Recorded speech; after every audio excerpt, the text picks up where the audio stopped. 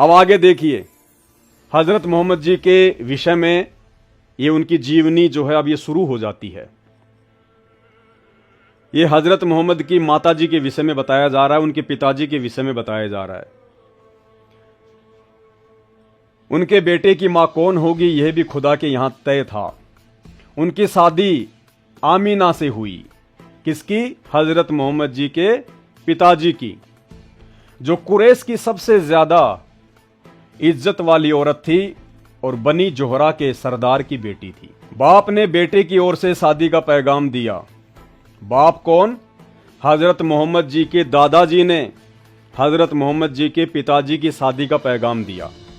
Amina के घर वालों ने इसे अपने लिए सौभाग्य की बात समझी। खुशी खुशी तैयार हो गए।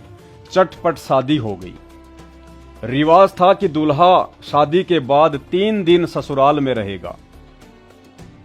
अब्दुल्ला भी 3 दिन ससुराल में रहे, यानी हजरत मोहम्मद के जो पिताजी थे उनका नाम अब्दुल्ला। अब्दुल्ला भी 3 दिन ससुराल में रहे, फिर घर चले आए, साथ में दुल्हन भी आई। शादी को अभी कुछ ही दिन हुए थे, व्यापारियों का एक काफिला शाम सीरिया जा रहा था। उसके साथ अब्दुल्ला भी हो लिए, यानी हजरत मोहम्मद जी के जो पिताजी थे वो भी व्यापार के लिए उस काफिले के साथ में हो लिए। उनके साथ अब्दुल्ला भी हो लिए। वापसी में मदीना से गुजरे, यहां उनके बाप का ननिहाल था। थके तो थे ही, दम लेने के लिए ठहर गए। इत्तिफाक से बीमार पड़ गए। हजरत मोहम्मद जी के पिताजी बीमार पड़ गए। साथियों ने उन्हें वहीं छोड़ दिया और मक्का को चल दिए। वहां पहुंचकर बाप को बीमारी की खबर दी। अब्दुल मुतल्लिब ने बीमारी का हाल सुना तो फौरन अपने बड़े बेटे हारिस को मक्का मदीना दौड़ाया कि वहां जाकर भाई की खिदमत करे और जब अच्छे हो जाएं तो साथ लेकर आ जाएं। लेकिन अफसोस, हारिस ने अपने भाई अब्दुल्ला को ना देखा।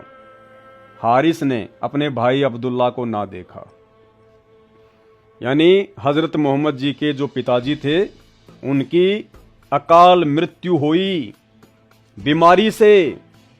मुस्लिम धर्म के पैगंबर हजरत मोहम्मद के वालिद, उनके फादर, उनके पिताजी अब्दुल्ला की जो मौत थी वो बीमारी से हुई, अकाल मृत्यु हुई, जवानी में मृत्यु हुई। और जिस समय मृत्यु हुई उस समय हजरत मोहम्मद अपनी मां के पेट में थे।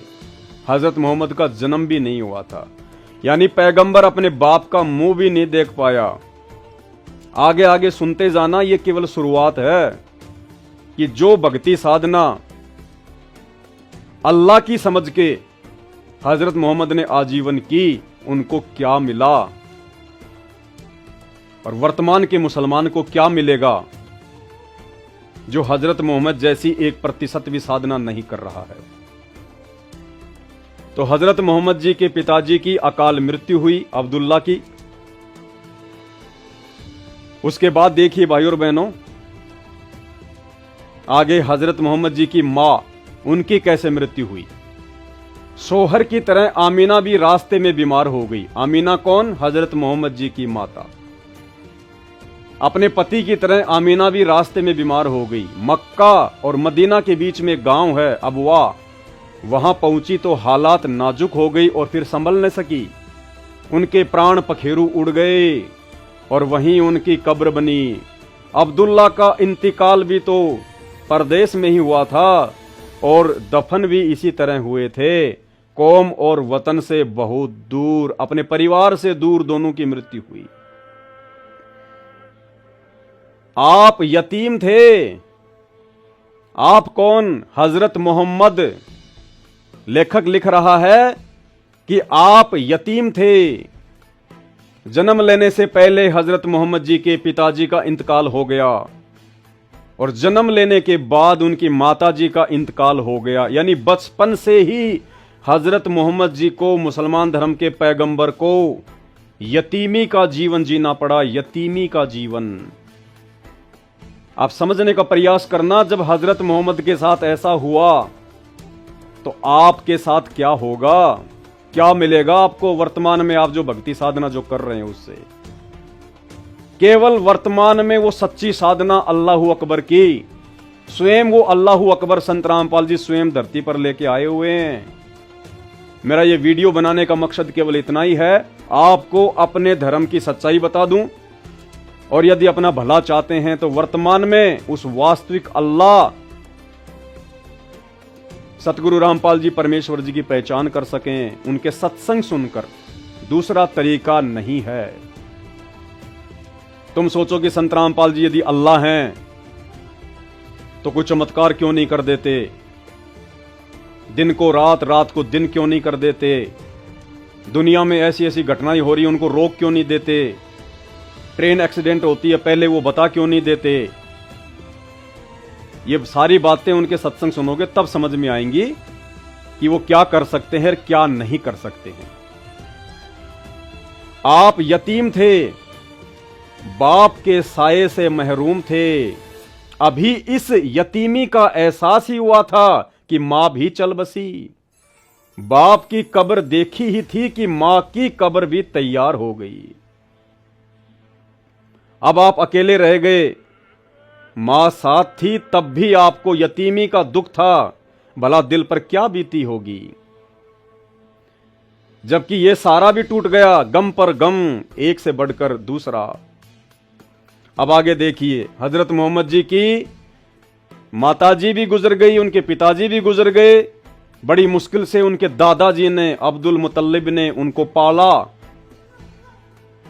और दादा का साया भी ज्यादा दिन तक नहीं रहा। क्या कह रहे हैं? लेकिन अफसोस, अब्दुल मुतल्लिब भी ज्यादा दिन न ठहरे, यानी हजरत मोहम्मद के दादाजी भी ज्यादा दिन ना ठहरे। मोहम्मद अभी 8 साल के हुए थे कि दादा भी चल बसे। यतीमी का जीवन, घोर यतीमी का जीवन।